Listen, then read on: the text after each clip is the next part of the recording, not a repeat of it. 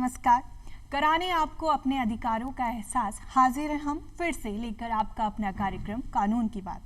दर्शकों, जैसा कि हम जानते हैं कि हम सभी एक सामाजिक प्राणी हैं। जब हम समाज में रहते हैं तो हम सभी के विचार, सोच, व्यक्तित्व, व्यवहार ये सब अलग अलग होता है। इसीलिए आपस में मतभेद होना, मनभेद होना स्वाभाविक है। लेकिन छोटी छोटी चीज़ों के लिए कोर्ट में क्यों जाएं?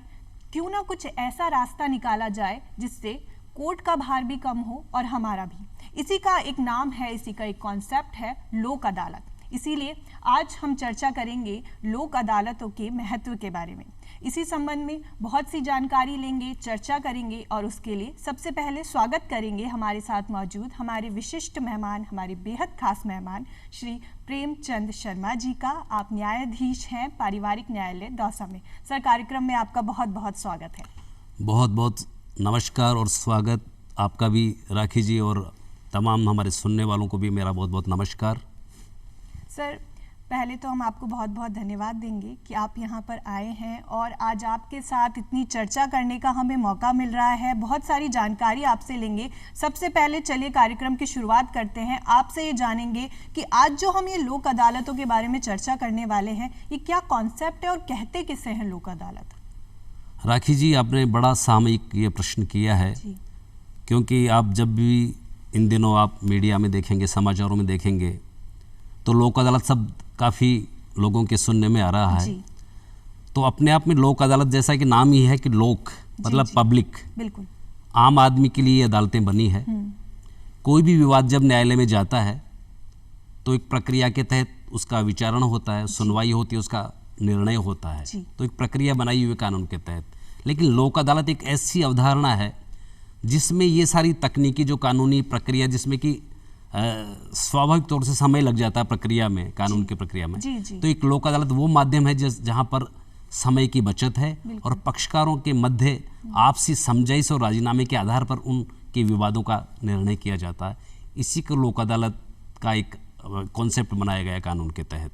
सर, आपने बहुत अच्छी बात बताई कि जैसे कि हमें नाम से ही पता चलता है लोक अदालत मतलब कि जो जनता के लिए ही है। और हम तो कहते हैं कि हमारा तो लोकतंत्र ही जनता का, जनता के लिए, जनता के द्वारा शासन है। तो हमारे देश में यदि ऐसी व्यवस्था ना हो तो मतलब ही क्या। ठीक है, तो ये जो लोक अदालत हैं, इनका आयोजन किस तरीके से किया जाता है? देखिए, इसको समझने के लिए थोड़ा सा इसका जो पृष्ठभूमि है कानून की वो समझनी पड़ेगी। हमारे संविधान में व्यवस्था की गई है कि पक्षकारों के मध्य जब विवाद उत्पन्न होता है तो न्यायालयों का गठन हुआ है। तो न्यायालय के जो गठन हुए, आपराधिक प्रकरणों के संबंध में फौजदारी न्यायालय है और सिविल केसेस, दीवानी प्रकरणों के संबंध में दीवानी न्यायालय, जिन्हें सिविल कोर्ट्स बोलते हैं, और राजस्व प्रकरणों के संबंध में राजस्व न्यायालय है। अब इन सारी पृष्ठभूमि में लोक अदालत का एक कॉन्सेप्ट इसलिए आया क्योंकि जो वर्तमान में जो चल रहा है, जिस हिसाब से विवाद बढ़ रहे हैं बहुत ज़्यादा, न्यायालयों के सामने जो प्रकरण जाते हैं उनमें एक निश्चित प्रक्रिया के तहत सुनवाई होती है। बिल्कुल। और लोक अदालतों में जैसा कि मैंने आपको बताया कि समझाइश के आधार पर होता है। तो मुकदमों के अंबार जिस हिसाब से बढ़ रहे हैं, उनसे निजात पाने के लिए, उनको हल्का करने की दृष्टि से लोक अदालत का कॉन्सेप्ट बनाया गया विधिक सेवा प्राधिकरण अधिनियम के तहत। उसमें लोक अदालत का कॉन्सेप्ट रखा गया, जो कि सामान्य अदालतों से बिल्कुल डिफरेंट है, जहाँ पर प्रक्रिया नहीं है, तकनीकी चीज़ें नहीं है। उसमें भी न्यायाधीश ही बैठते हैं, लेकिन उसमें एक सदस्य भी होते हैं। और वो न्यायाधीश जो होते हैं लोक अदालत के, वो या तो कार्यरत न्यायाधीश हो सकते हैं या फिर सेवानिवृत्त हो सकते हैं।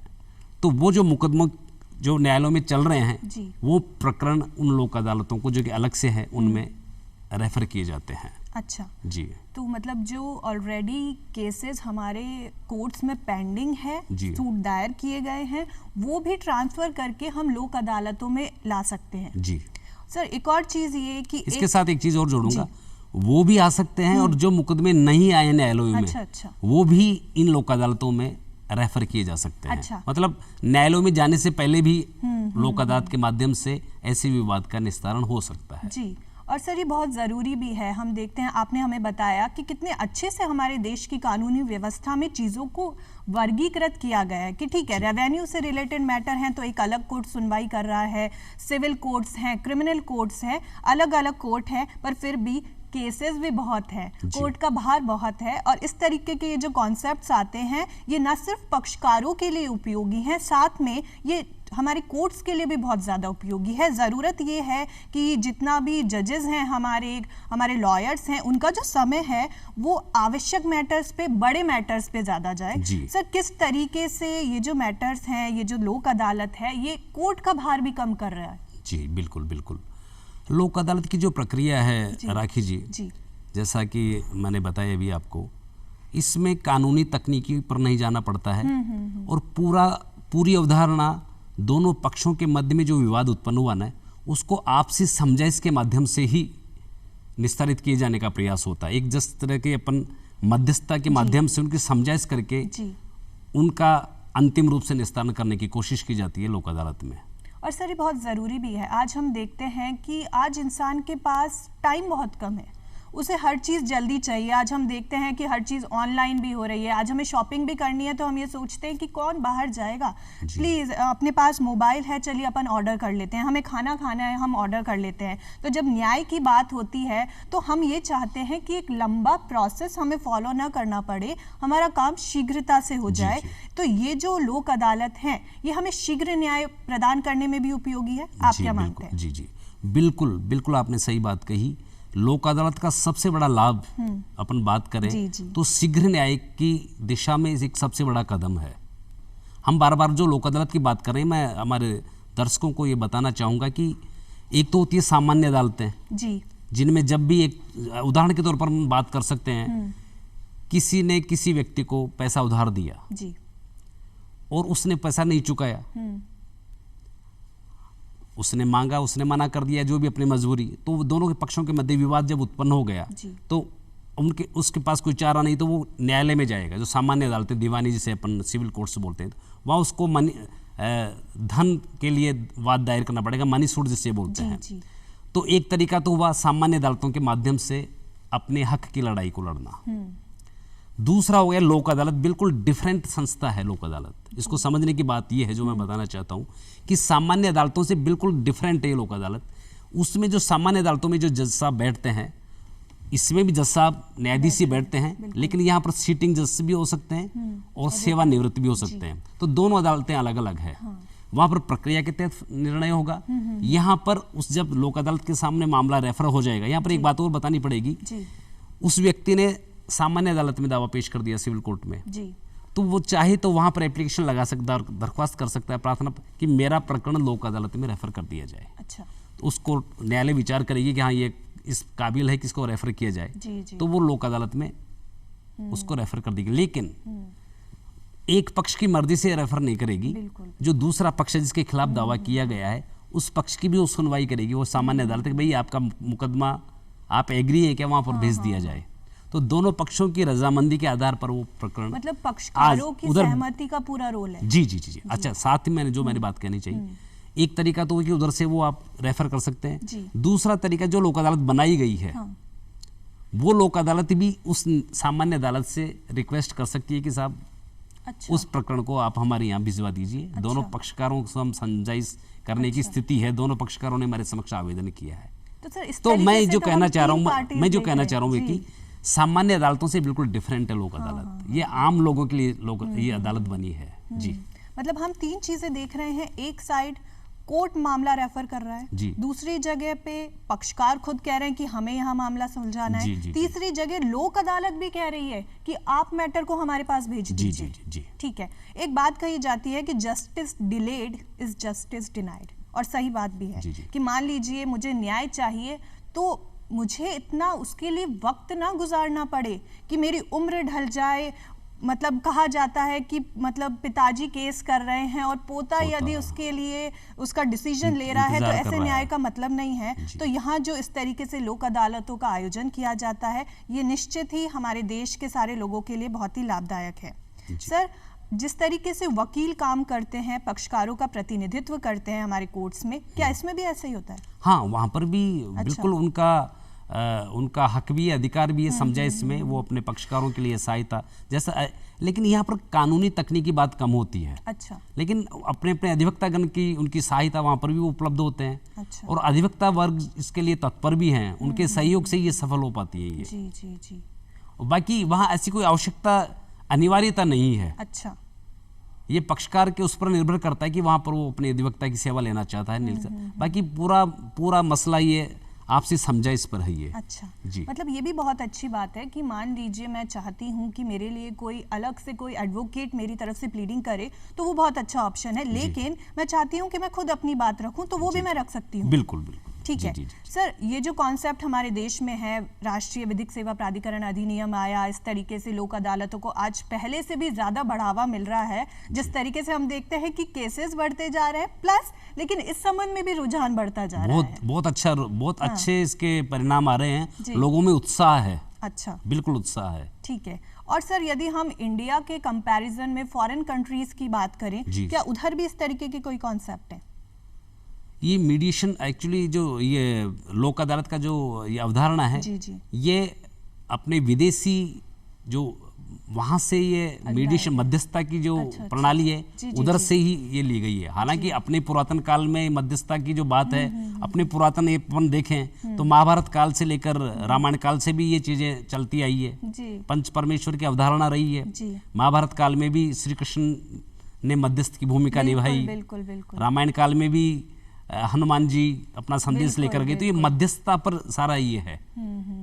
वर्तमान में ये मध्यस्थता की जो प्रणाली है उधर से भी ली गई है, बाकी अपनी संस्कृति में भी शामिल रही है ये मध्यस्थता और ये समझाइश वाली। तो यदि हम देखें कि ये कोई कॉन्सेप्ट बहुत नया नहीं है, हम तो ये काम बहुत प्राचीन समय से, बल्कि आज के युग की तो बात ही नहीं कर रहे, हम तो युगों युगों से ये काम करते हुए आ रहे हैं। सर, ये चीज हमें समझनी भी चाहिए कि चलिए मान लीजिए कोई विवाद पैदा हो भी गया, जैसे मैंने शुरुआत में कहा भी था, मतभेद होते हैं, मनभेद होते हैं और स्वाभाविक है, इंसान है तो होगा ही। लेकिन थोड़ा हम झुके, थोड़ा सामने वाला झुके और क्यों ना मामले को आपसी समझाइश से हम हल कर लें, ये वाली प्रवृत्ति भी लोगों में डेवलप होनी बहुत ज्यादा जरूरी है। आप क्या सोचते हैं? बिल्कुल, आपने अच्छी बात कही है। ये होता क्या है कि जैसा मैं समझ पाई हूँ कि सामान्य व्यवहार में कोई भी विवाद जब होता है तो उसमें अपना ईगो आ जाता है। और ईगो की वजह से ही वो विवाद, जिसे कहते हैं कि एक चिंगारी आग का रूप ले लेती है। तो लोक अदालत में जब प्रकरण जाता है तो इन सब चीज़ों पर जो मध्यस्थ होते हैं, समझाइश वाली जो बात होती है, वो इन्हीं चीज़ों पर वो काम करते हैं। और तब तक पक्षकारों का भी एक मानसिक स्तर इस बात को समझ जाता है कि उनका ईगो, वो समझते हैं कि भाई मामला उतना नहीं जितना कि बन चुका है ईगो की वजह से। अच्छा। इसलिए लोक अदालत के अच्छे परिणाम आ रहे हैं। अच्छा। समझाइश के माध्यम से, क्योंकि उनका एक सेटिस्फेक्शन हो जाता है कि भाई हाँ, बात मुद्दे की यही है और इसी में अपना भला है। और समझाने का काफी प्रभाव मतलब उनके ऊपर पड़ता है। जी हाँ, पड़ता है। और सर, आप तो फैमिली कोर्ट्स के मैटर्स को डील करते हैं और उधर तो ये चीज बहुत ज्यादा होती है, क्योंकि फैमिली इश्यूज होते ही लगभग ऐसे हैं कि हमें सामने वाले से बिना किसी मतलब के छोटी छोटी चीजों को लेकर के प्रॉब्लम हो जाती है और हम उसे इतना बड़ा बना लेते हैं कि कोर्ट पहुंच जाते हैं। जी हाँ, जी हाँ। पारिवारिक जो मामले विवाद होते हैं, पारिवारिक न्यायालय जो अधिनियम बनाया गया है ना, उसमें ये प्रावधान बनाया गया है। अच्छा। उसमें सबसे पहले ही ये न्यायालय पर ही दायित्व रखा गया है कि यदि जो भी दाम्पत्य संबंधी कोई विवाद पति पत्नी के मध्य उत्पन्न हो गया है तो न्यायालय ये प्रयास करेगा कि सबसे पहले उनको साथ रहने के लिए वो किस तरह उनको मनाए, समझाए। तो ये और न्यायालयों से थोड़ा हट के कॉन्सेप्ट रखा गया है। बाकी सामान्य न्यायालयों में कभी भी न्यायाधीश समझाइश का काम नहीं करते हैं। लेकिन पारिवारिक न्यायालय अधिनियम के तहत ये न्यायाधीश पर ये दायित्व रखा गया है कि आप सबसे पहले उन दोनों पक्षों को, क्योंकि अपना जो खासतौर से भारतीय संस्कृति की जो पृष्ठभूमि है वो अपने संस्कारों पर आधारित है, आपस में अपने कर्तव्यों पर आधारित रखी गई है। इसीलिए कानून में ये महत्व ये समझा गया कि आप उन पति पत्नी को मिलाने का काम सबसे पहले कीजिए। और यही संस्कारों की, मूल्यों की, विरासत की, परंपराओं की ही बात है जो पूरे विश्व में भारत को सबसे अलग खड़ा कर देती है। बिल्कुल। कोई संदेह नहीं इसमें, कोई और सर संदेह। हमारे यहाँ पर क्योंकि पारिवारिक मैटर्स की बात चल रही है, शादी 7 दिनों का 7 महीनों की बात तो है नहीं, 7 जन्मों की 7 बात जन्मों होती की है, बात ये है, तो जी, जी, 7 फेरों की बात होती है, तो 7 दिन में ये चीजें खत्म नहीं हो सकती है।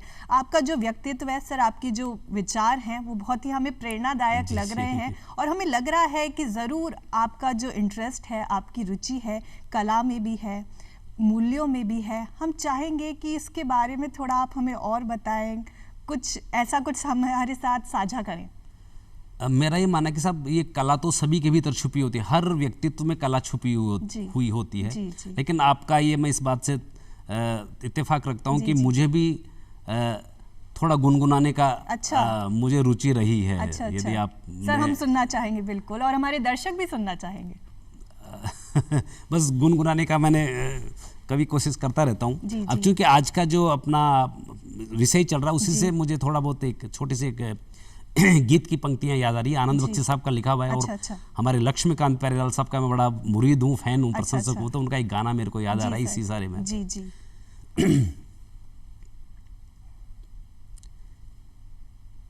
किसी ने कहा है मेरे दोस्तों,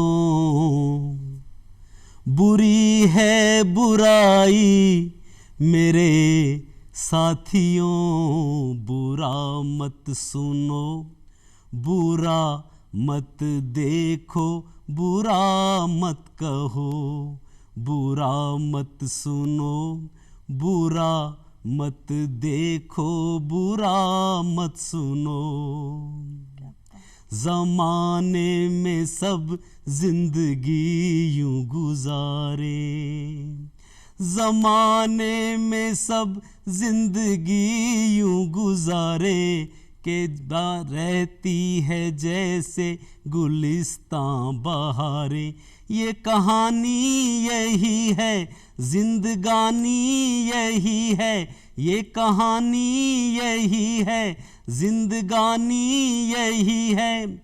जियो और को औरों को जीने दो, बुरा मत सुनो, बुरा मत देखो, बुरा मत कहो।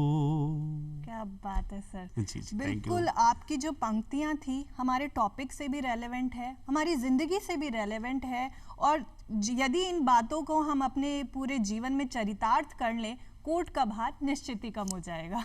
बस यही दुआएं करते हैं कि सब लोग अमन चैन से रहें, प्रेम से रहें, और ये समझ विकसित हो हमारे सभी समाज में, ताकि न्यायालयों का भार भी कम हो और आपसी प्रेम से रहें वो।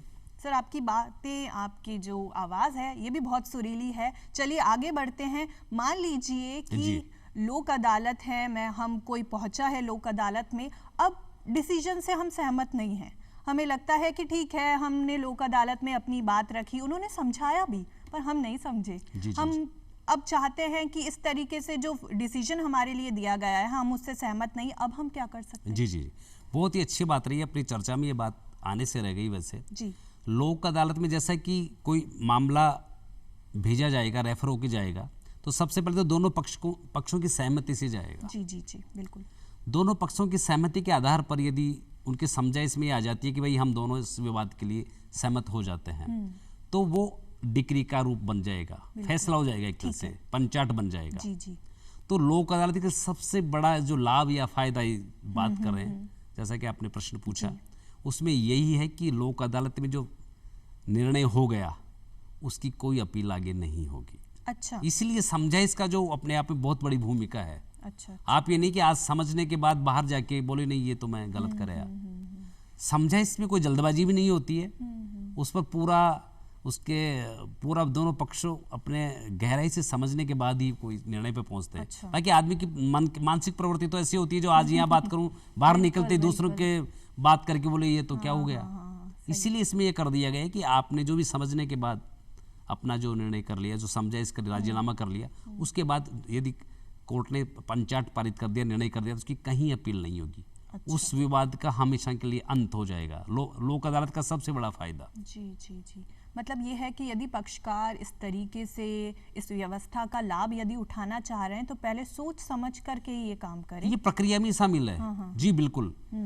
वो समझाइश में अपने आप ही सोचेगा आदमी। उसको पता है कि मेरा हित काई में है, काई में नहीं है, वो वहीं पर इस बात पर आ जाता है। वो तो बाद की बात मैं बता रहा हूँ, आदमी कंफ्यूज हो सकता है बाहर जाके, इसलिए क्योंकि नॉर्मल जो हमारे कोर्ट्स का प्रोसेस है उसमें हमारे पास एक पूरी व्यवस्था रहती है कि चलिए मान लीजिए यहाँ से सहमत नहीं हुए, अब आगे अपील कर दी, फिर अपील कर दी, पर यहाँ ऐसा नहीं चलता।